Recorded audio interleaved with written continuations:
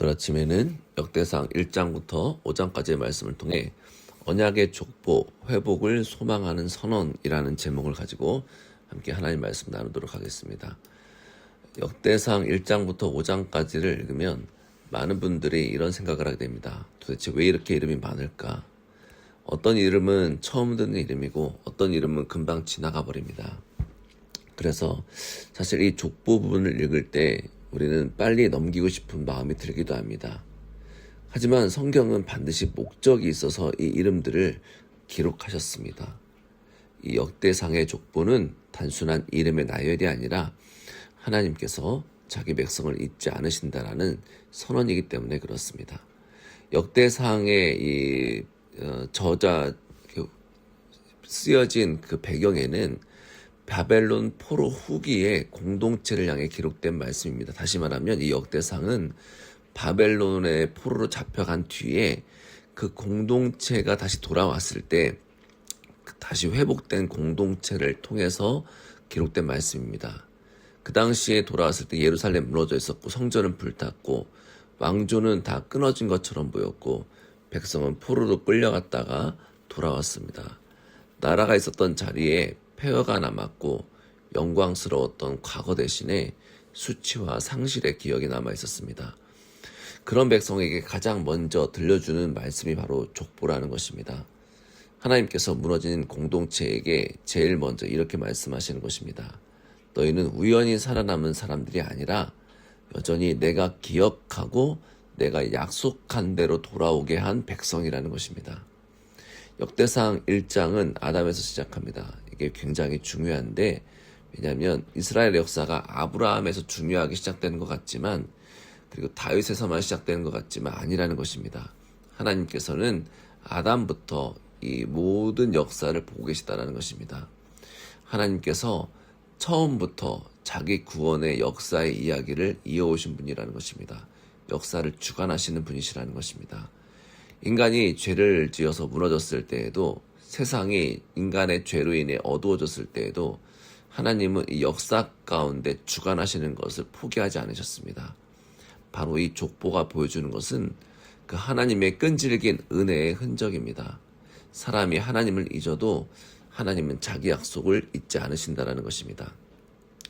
그리고 이 족보는 특별히 아브라함과 다윗을 중심으로 정리됩니다. 왜냐하면 하나님의 언약이 이 두 이름을 지나 더 선명하게 드러나기 때문에 그렇습니다.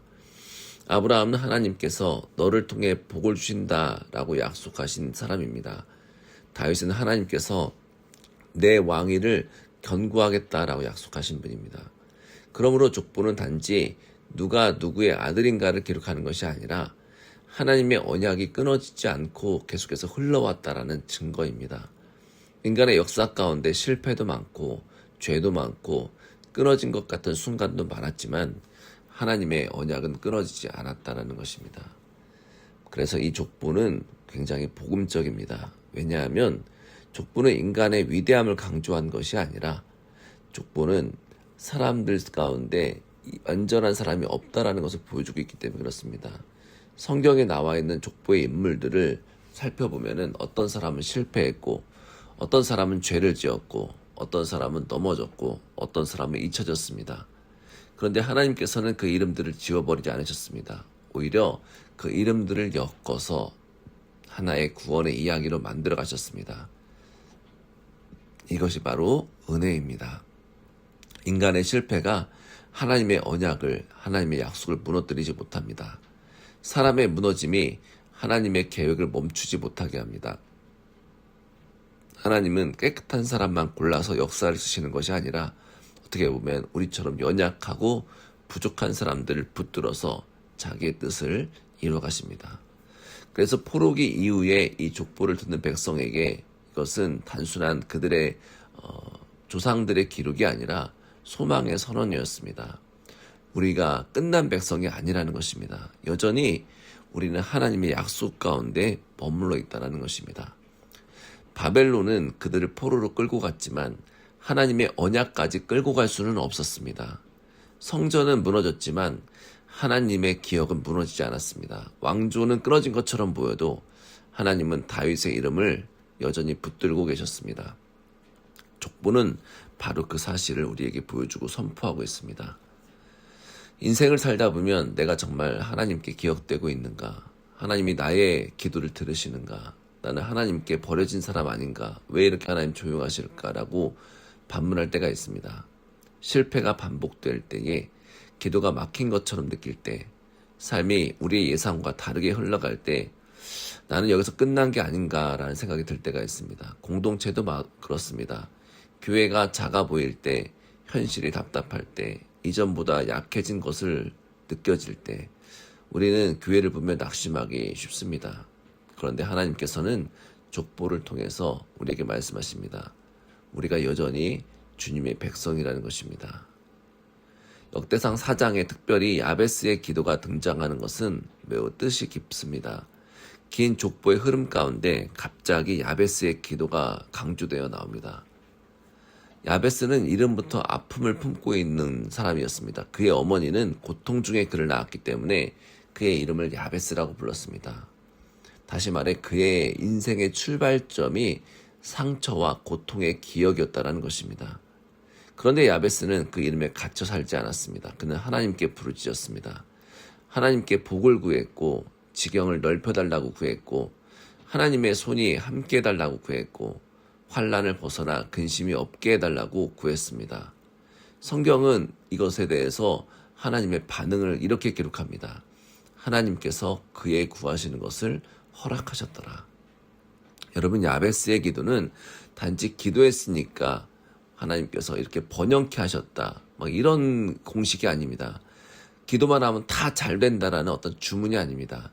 야베스의 기도의 핵심은 고통스러운 현실 가운데에서도 하나님께서 주시는 복을 기대할 수 있다.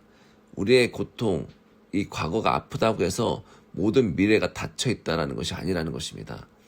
내 이름에 상처가 새겨져 있다고 해서 내 인생 전체가 상처로만 끝나는 것이 아닙니다. 하나님 안에 머물러 있으면 그 모든 상처가 치유되고 그 모든 상처 가운데 다시 전진할 수 있는, 그리고 다시 하나님 안에서 꿈을 꿀 수 있는, 소망을 가질 수 있는 그 일들이 일어난다는 것입니다. 다시 말하면 우리가 가진 이름이 어떠하든지, 심지어 우리가 고통의 이름을 가졌다 할지라도 하나님은 그 고통 너머에서 새로운 은혜를 주시는 분이라는 것입니다. 그래서 야베스의 기도는 긴 족보 가운데 숨겨져 있는 또 하나의 복음입니다. 우리의 현실이 아무리 아프더라도 하나님께 소망을 구하라는 것입니다. 하나님은 반드시 우리의 기도를 들으신다라는 것입니다. 우리는 이 역대상의 족보와 야베스의 기도를 함께 읽어야 됩니다. 족보는 공동체를 향해서, 야베스의 기도는 각 개인을 향해서 주시는 하나님의 말씀입니다. 둘 다 같은 말씀을 우리에게 하고 있습니다. 하나님은 버려진 자를 다시 부르시고 잊힌 것 같은 자를 다시 기억하시며 고통의 가운데 있는 사람에게도 새로운 은혜와 소망을 주신다는 것입니다. 그래서 역대상 1장부터 5장은 우리를 더 큰 소망으로 이끄십니다.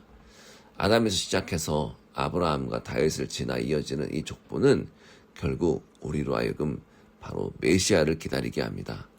언약의 족보는 결국 예수 그리스도를 향해서 흐르고 있습니다. 하나님은 족보를 통해 단순히 너희 조상이 누구다라고 말씀하는 것이 아니라 내가 약속한 왕, 내가 언약 가운데 기록한 왕을 결국 너희에게 보내겠다라고 말씀하신 것입니다. 왜냐하면 인간의 왕조도 우리가 기대할 수 없고 인간의 정치도 기대할 수 없습니다. 우리의 현실이 초라한 것 같고 모든 일들이 잘 안 되는 것 같은 그 상황 가운데서 하나님께서는 우리에게 족보를 주셨습니다. 약속의 족보, 인간들의 실패의 족보를 주시면서 그 가운데에서 보내주실 진정한 왕이신 분, 우리를 통치하실 분, 우리를 고통 가운데서 구원해 주실 예수 그리스도를 보여주고 계신 것입니다. 그래서 이 예수님은 하나님의 언약, 약속의 완성이십니다. 아브라함에게 주신 복의 약속, 다윗에게 주신 왕의 약속, 포로기 이후에 공동체에게 주신 회복의 모든 소망이 바로 예수님 안에서 완성됩니다. 따라서 족보는 단지 과거를 정리하는 기록을 넘어서서 우리에게 미래를 보여주는, 미래를 약속하는 그런 하나님의 은혜입니다. 하나님께서는 과거의 이름들을 통해 미래의 구원을 준비하셨습니다. 그리고 마침내 그 구원을 예수님 안에서 이루어 주셨습니다. 우리가 현실 가운데 때로 약하게 보이고 또 작게 보일 수 있지만, 내 삶이 특별하게 보이지 않을 수 있지만, 또 우리가 속해 있는 공동체가 그다지 대단해 보이지 않을 수 있지만, 가장 중요한 것은 우리의 현재 모습이 아니라 하나님께서 우리를 어떠한 이야기 가운데, 어떠한 약속 가운데 두고 계시나 하는 것입니다. 하나님 안에서는 작은 이름도 의미가 있습니다. 사람들은 잊어도 하나님은 반드시 기억하십니다. 세상은 평가해도 하나님은 언약을 붙드십니다. 따라서 우리는 스스로를 가볍게 여길 수 없습니다. 우리는 하나님의 기억 속에 있는 백성이기 때문에 그렇습니다. 오늘 이 새벽에 바로 이 사실을 다시 붙드는 시간을 우리가 갖고 있습니다. 내가 하나님 앞에 스스로 잊힌 사람처럼 여길 때에도 하나님 나를 기억하시고, 우리 공동체가 작아 보여도 여전히 하나님의 언약 가운데 있음을 믿음으로 고백하며 나아가시기를 바랍니다.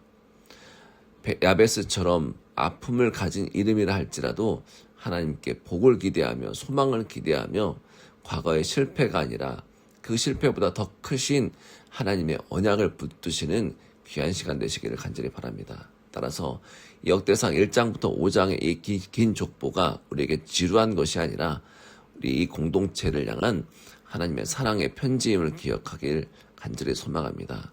우리는 여전히 주의 백성이고 주님이 우리를 잊지 아니하셨고 하나님의 약속의 언약은 끊어지지 않았다라는 이 소망을 우리가 계속해서 붙들고 예수 그리스도 안에서 완전한 소망 가운데 나아가시기를 주님의 이름으로 축복합니다. 기도하겠습니다. 언약을 기억하시는 하나님 아버지 감사합니다. 주님, 이 역대상의 긴 족보를 통해 사람은 잊어도 하나님은 자기 백성을 잊지 않으신다라는 사실을 다시 배우게 하셔서 감사드립니다. 우리가 때로 스스로 작고 보잘것없이 여겨도 실패한 것처럼 느끼고 끝날 것 같은 자리에서 낙심할 때에도 여전히 우리를 하나님의 언약 가운데 있는 백성, 하나님의 뜻 가운데 있는 백성으로 살게 하셔서 감사드립니다. 야베스와 같이 고통 가운데 있는 현실 속에서 하나님께 복을 구할 수 있는 믿음 주시고 소망을 구할 수 있게 인도하여 주시고, 하나님이 우리의 과거의 실패보다 더 크신 분인 것을 믿고 우리의 상처보다 하나님의 은혜가 더 깊다라는 것을 깨닫고 알아서 하나님 이 땅을 살아갈 때에 더 기쁨과 소망 가운데 살게 인도하여 주옵소서. 무엇보다 아브라함과 다윗의 언약을 이루신 예수 그리스도를 바라보게 하시고 우리의 참된 소망이 상황이나 사람에게 있지 않고 오직 예수님께 있음을 믿게 하옵소서. 오늘 또 하나님께서 우리를 기억하신다라는 확신 가운데 살게 하시고 작은 이름이라 할지라도 하나님 안에서 귀하게 쓰임받는 삶을 살 수 있도록 인도하여 주옵소서. 모든 것을 감사드리며 예수님의 이름으로 기도하였습니다. 아멘.